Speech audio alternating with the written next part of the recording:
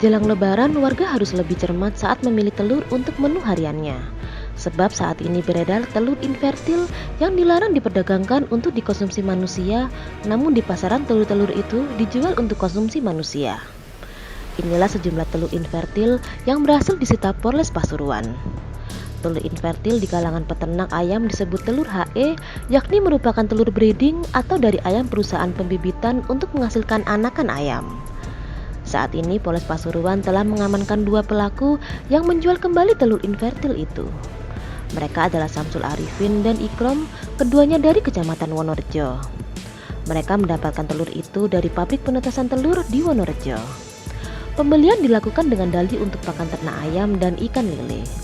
Tapi kenyataannya telur yang diidentifikasi terkontaminasi bakteri E. coli dan Salmonella itu diolah untuk dijual kembali dan digunakan sebagai bahan baku pembuatan roti. Pengungkapan di lapangan adanya pelanggaran terhadap Undang-Undang Perlindungan Konsumen, Undang-Undang tentang Omnibus Law yang terkait dengan masalah perdagangan dan terkait dengan masalah pangan, ya, dimana di sini kita dapati di lapangan adanya perdagangan telur infertil. Telur ini dari Peraturan Menteri Pertanian Permentan tahun 2017 dinyatakan dilarang untuk diperdagangkan untuk dikonsumsi oleh manusia. Kenapa?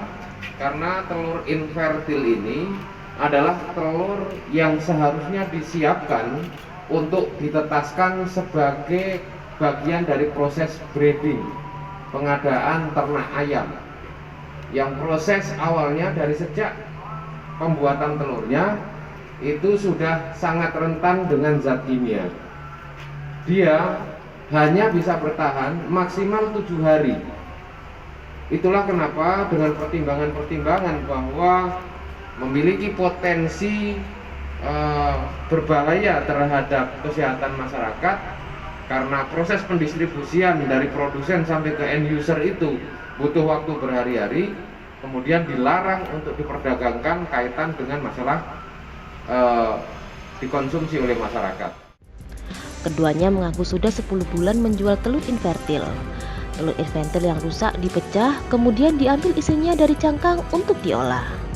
Sementara yang masih bagus dipilih lalu dijual ke pedagang pasar dengan harga jauh lebih murah. Hanya Rp7.500 hingga Rp13.000, jauh lebih murah dari harga telur di pasaran yang sekitar Rp16.000 dari peternak.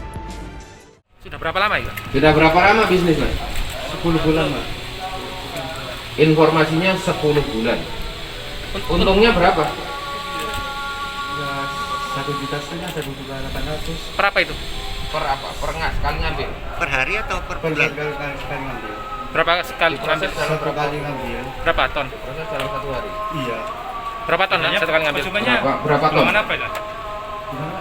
Berapa ton sehari ngambil? Enggak sampai 1,5 kintal, 2 kintal. Sekitar 1,5 sampai 2 kintal. Untuk apa itu? per hari. Untuk apa itu, Mas? Untuk apa? Untuk ke roti, Pak.